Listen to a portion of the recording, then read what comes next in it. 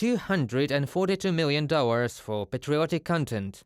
One of the generous sponsors of Russian propaganda, the Institute for the Development of the Internet, published the results of the competition for the creation of national content on June 2nd this year. Thus, 163 projects will receive $121 million.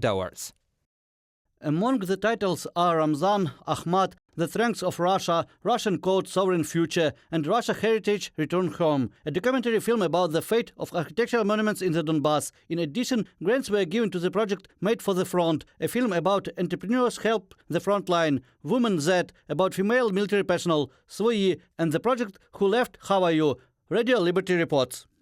Russian authorities spend billions of rubles every year on propaganda films, series, media projects and video games, or more simply, on patriotic content.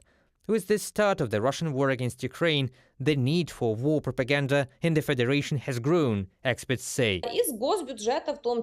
Money is also allocated from the state budget to create so-called patriotic content, which in fact is nothing more than propaganda, which completely distorts the essence, which is not based on facts and which, like the Russia One TV channel Russia Today, is nothing more than the mouthpiece of the Kremlin. Russian propaganda is very similar to the many-headed hydra, because it has many heads and they're aimed at different audiences. There is a target audience as children. Their propaganda goes through education.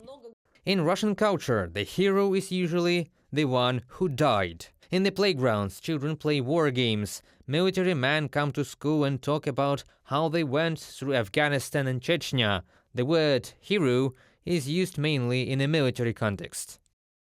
It turns out that adults who are extremely important to the child offer only one way to become a hero: to sacrifice themselves to the fatherland, risking death or serious wounds. Little is said with children about the fact that other good deeds can be done to develop the country, to help people, and at the same time stay alive. Stanislav Khotsky, psychological consultant specialist in correction of destructive, aggressive and violent behavior, in his column in the publication Verstka.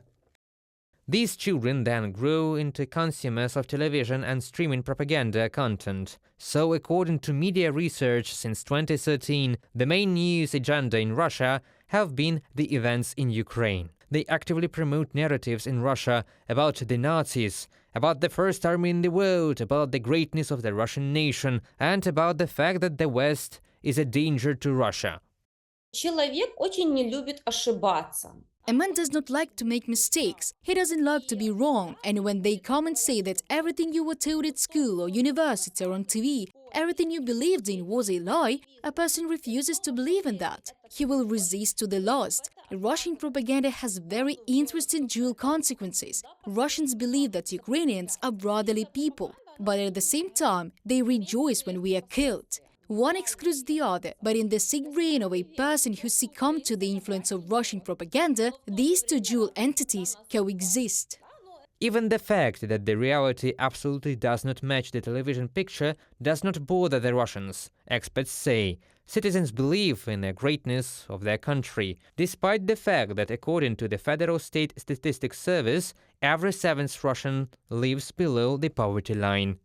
Reported by Pavlo Shtelmach, Yulia Granovska, UATV News.